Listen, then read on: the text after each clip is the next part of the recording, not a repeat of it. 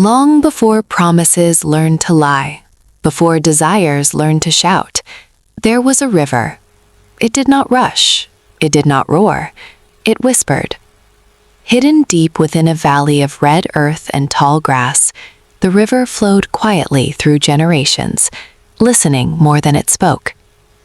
The elders named it Amanara, the river that grants wishes. But it granted only one wish, for one lifetime. A young man named Kito heard the stories long before he saw the water.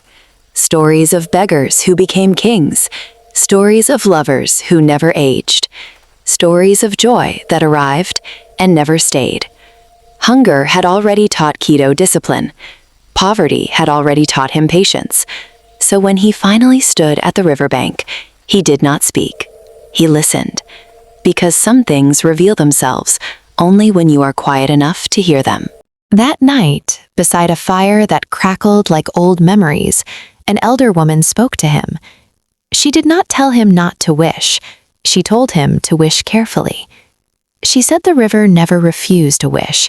It only fulfilled it exactly as spoken. She had once wished for beauty that would never fade, and the river obeyed. But beauty without love, she said, is a mirror that reflects loneliness forever. Kito slept that night without dreams, and that frightened him more than nightmares. At the marketplace, Kito met a rich man whose hands overflowed with gold and whose eyes held nothing. The man had wished for endless wealth, and now everyone smiled at him, but no one loved him.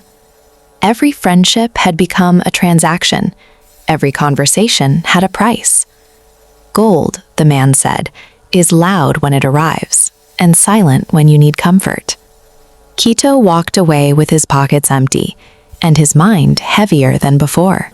At dawn, Kito returned to Amanara. Mist curled above the surface like unfinished thoughts. This time, the river spoke. Not in words, but in knowing. Kito understood then that the river was not magic. It was honest.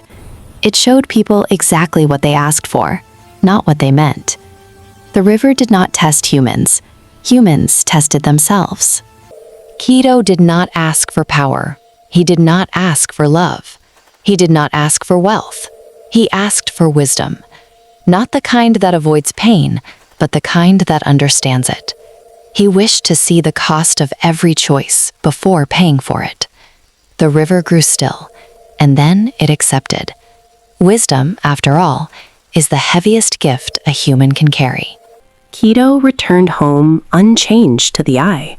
No riches, no glow, no applause, but he walked differently. He saw traps where others saw shortcuts.